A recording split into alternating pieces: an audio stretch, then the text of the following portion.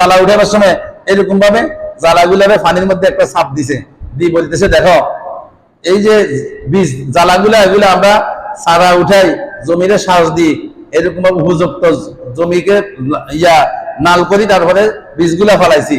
বীজগুলা ফলাইবার পরেও বীজগুলার উপরে দিয়ে আগাছাগুলা উঠে গেছে। তো এরকম মানুষের মধ্যে আগাছার আকর্ষণ, আগাছা এমনিতে উঠে যায়। খালি জমিন একটার মধ্যে বীজ লাগালে, বীজ যেটা লাগাইলাম আমি, গাছ যেটা লাগাইলাম, এটা অনেক যত্নের পরে এটা উঠে, কিন্তু আগাছা লাগে না, এমনিতেই যেটা বীজের উপর দিয়ে আগাছা উঠে যায়।